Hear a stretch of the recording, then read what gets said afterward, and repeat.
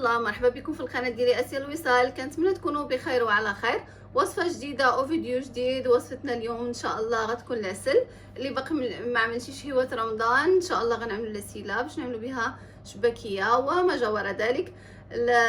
عواشركم مبروكه ورمضان كريم. خليكم معايا نشوفوا طريقه الاعداد والتحضير، ما تمشيوش بعيد. اذا على بركه الله نبداو الوصفه ديالنا. اذا قلنا غنعملوا العسل ان شاء الله اليوم غنعملوا فيها 2 كيلو السكر. بسم الله توكلنا على الله.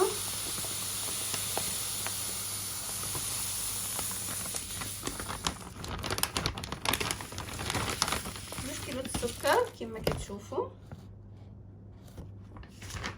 وغنعملوا لتر، 1 لتر د الماء. بسم الله،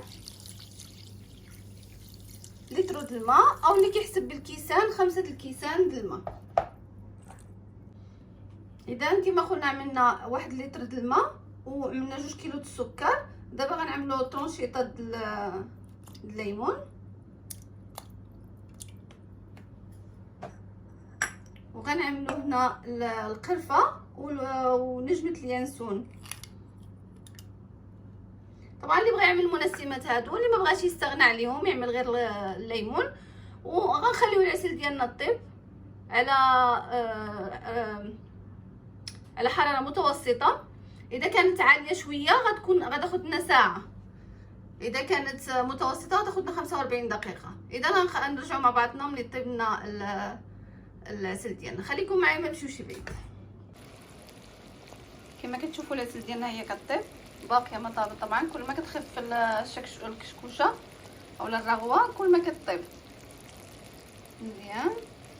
غنخليوها طيب حتى يرجع الليمون كرمل، يعني لونه بحال كراميل.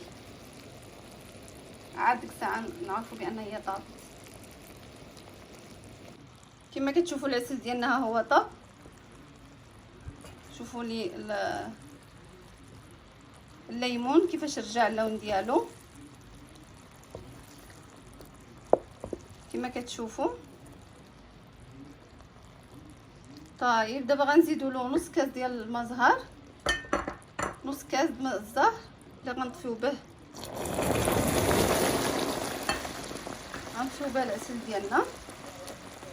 ها هو ماء الزهر.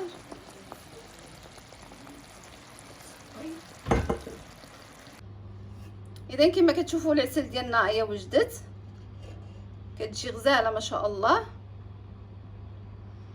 ملي كتوصل الليمون هاد المرحله هذه كتكون العسل واجده طايبه في امان الله، نقدروا نستعملوها. طبعا كنعملوها يوم قبل ما نخدموا بها. اذا كنا غنعملوا شباكيه مثلا نعملوها اليوم وغدا نعملوا شباكيه.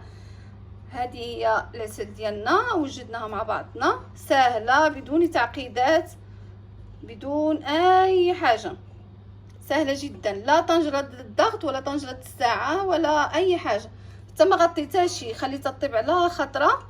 وكل ما كتزيد دبرت كل ما كتزيد تقل. كما كتشوفوا باقا سخونه، ولكن هذا هو القوام ديالها اللي خصنا باش كتشربها الشباكيه ولا اي معسله بغيتو تستعملوها كتجي ممتازه. كنتمنى تعجبكم. في حاله ما جاتكم العسل ثقيله بزاف كنزيدوها كاس د الماء وكنخليوها تغلي 10 دقائق. في حاله ما جاتكم خفيفه بزاف كنخليوها طيب 10 دقائق زياده، ولكن ردوا البال باش ما تحرق.